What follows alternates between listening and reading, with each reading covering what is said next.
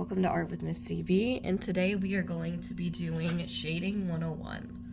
So the first thing you want to do is you want to divide your paper in half with your pencil. Make one side circles and one side fruits. My voice sounds funny because I'm a little bit sick, but we're going to keep going. So you're going to start with circles. You're going to draw 6 circles. Hopefully even sized. Should be bigger than 2 of your thumbs together. And then you're going to grab your 2 pencils. Hopefully you have a number 9 and a number 2. I have a number 6 and a number 2, but it's a-okay. We'll be able to tell the difference. So, you want to label each circle first. This is the stippling circle.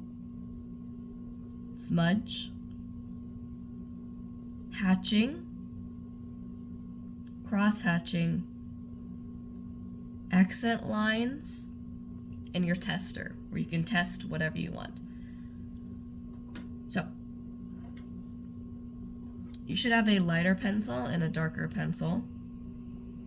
And what I mean by that is, I could go really light with this pencil, and it'll be really light, and I can go really dark with this pencil, and it'll still kind of be really light. But if I go light with this pencil, it's really dark. And if I go dark with this pencil, it's incredibly dark. So you can kind of see the difference between the two. We are going to be using both, starting off with our number 2 pencil, which is the lightest pencil. Before you start with your stippling, you're going to find where your sun is. So I want to put my sun right here.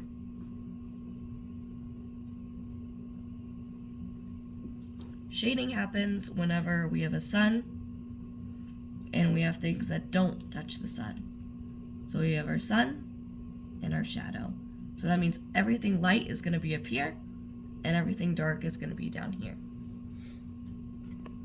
Okay, so now that I have established that my sun is over here, and my shadow is going to be over here, I need to use my lighter pencil for the tops of my circles, and the darker pencil for the bottom of my circles.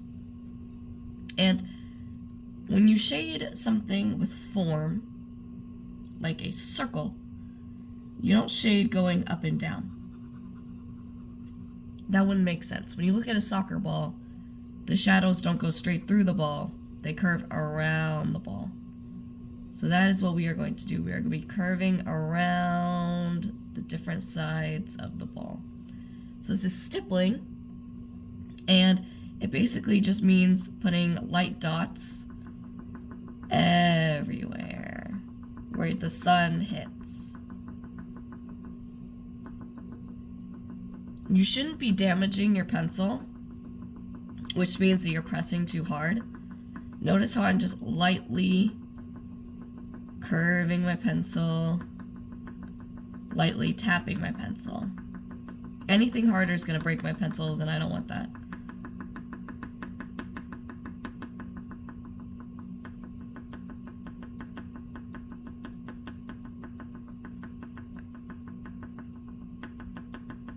And this is going to take a little while. That's a-okay. So as you can see, I'm adding more dots towards the bottom, because when you hold something, right, a lot of the shading is going to be towards the bottom, because the sun, my sun is way up here.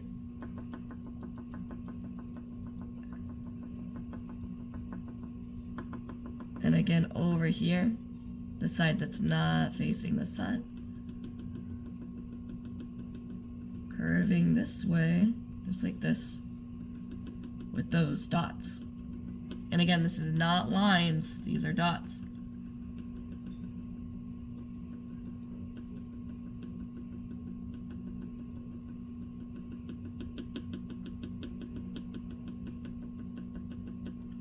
Okay, so I like that for my lighter pencil. Now I'm going to go in with my darker pencil.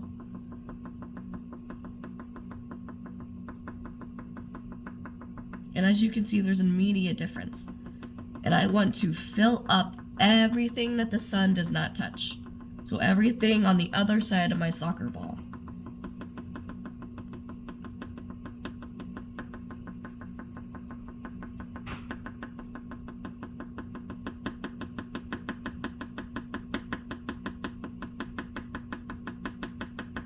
And again, I'm curving around because shadow does not go through things.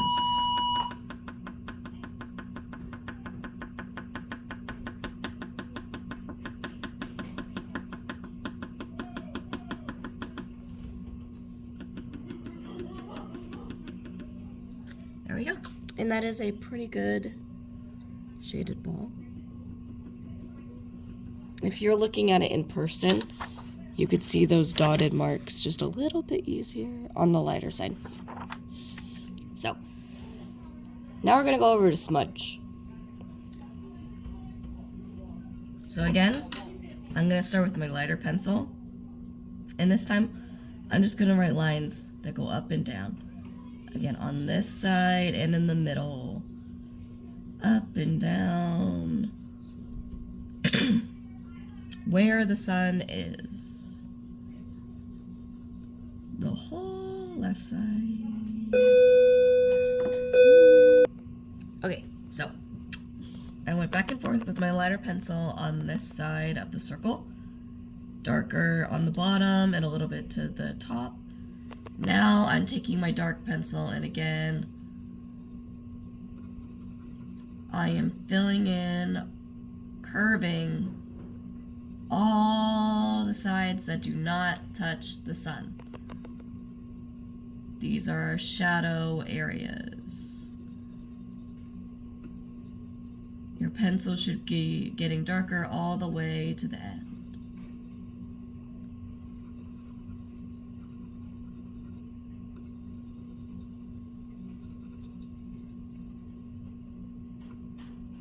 Alright, so once you have that, you're going to take your finger, just one, and you're going to smudge it around. So that's where the smudging comes in. Smudge, smudge. This is also called blending, which means that we are taking the material of our pencil and we are blending it together on the paper. Your finger should be pretty dirty, but that's okay. And then notice how it took away all the white in my circle. So where the sun is, I want to add a glare spot, which means I want to take my eraser and erase a little bit on the curved side, left side that's touching the sun. So it looks like a glare. Just like that.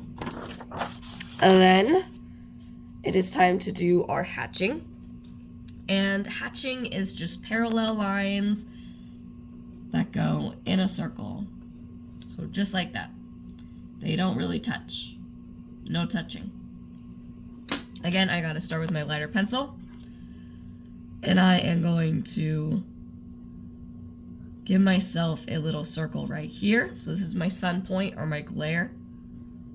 And then everything else is going to go around that. Nothing is touching. This is simply parallel lines.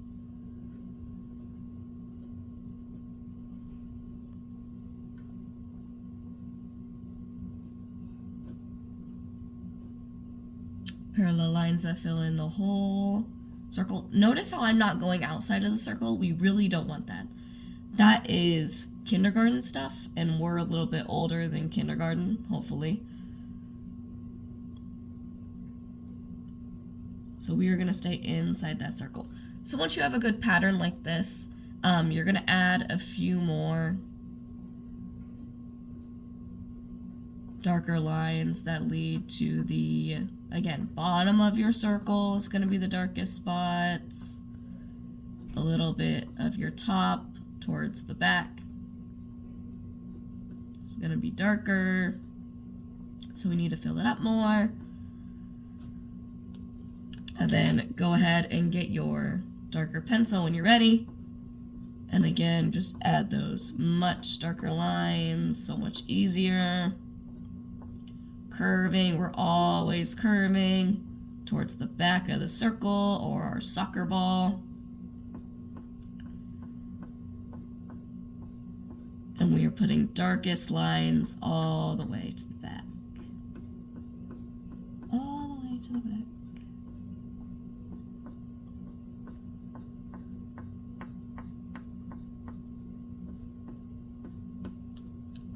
Okay.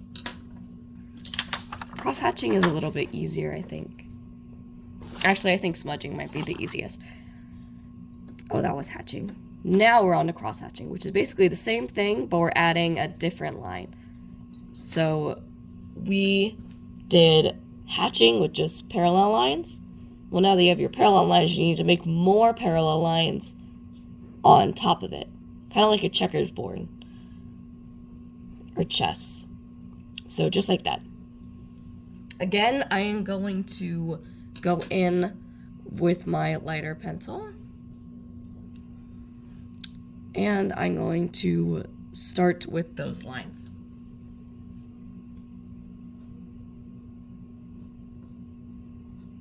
And I'm going to do the same process as before. So I'm going to cut it and come back. Okay, so we did what we did before. Now I'm going to go back in with my lighter pencil, and I'm going to go, instead of going this way, I'm going to go this way. So just over those lines again, but in a different form. Cross-hatching is personally one of the easiest ways to make your shading look really, really good. And again, darker on the back half. And then I'll come back. So I went in with my black, or darker marker, not marker, pencil. And then I just went the opposite way this time. All the way curved. And then with these accent lines, I'm going to go back in with my lighter pencil. And it is literally just scribbles. Just scribbles. And you don't want to hold your pencil really tight or like a fork. We're not eating, you want to hold it loose and scribble. Alright, so I just scribbled. Again, you're always keeping that swerve to where your sun is and where the sun is not touching. Lightest swirl, swirl, swirl, swirl, darkest down here. And then I didn't use my tester, but you certainly can. With my tester, I am going to show you how to do a drop shadow, so a standing shadow like we have. So I like to just go ahead and go in with my darkest pencil. And then you are literally just drawing a line that comes up sort of like a circle shape and gets really dark right underneath that circle.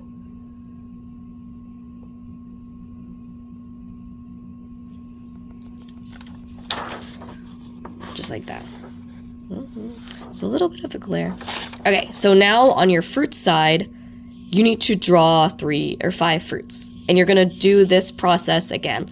So stippling, smudge, hatching, cross-hatching, accent lines, and you are going to do it with a fruit. Does not matter which fruit. I did an apple twice, a pumpkin. Okay, so as I was saying, now instead of doing circles, we are going to do the same exact thing with fruits. So I drew 2 apples, squash, pears, and you are just going to use the same techniques. So, where's my sun? I'm going to put my sun on the left side again. And then you are just stippling, smudging, hatching, cross-hatching, and accent. Alright, so stippling, smudge, hatching, cross-hatching, and accent. What you want to remember is you want to look at whatever you are drawing for your form or whatever shape it is. So circle is pretty easy because we just had a little curve that didn't touch the sun. Fruits are just a little bit harder because you have to follow each curve of the fruit. So apples, you have curve down here, a lot over here, but you also have a lot of curve up at the top. Same thing for pumpkins or squash. You have shadow down here and shadow up here and a lot more to the right. Same thing for the pears. So notice how there's a curve right here, I put more shadow here. And there's a big curve right here, I put more shadow here. So you just need to look at whatever shape it is you are currently working on and fix the sun to hit all the spots you want it to hit and the shadows where all the sun does not hit. Okay, so again, it's like 2 circles, so you'll have curve shadow down here, a lot over here, shadow just at the tippy top where it curves inside, which circles do not have. Alright, so you should have circle sheet, fruit sheet, practice sheet. Thanks for watching.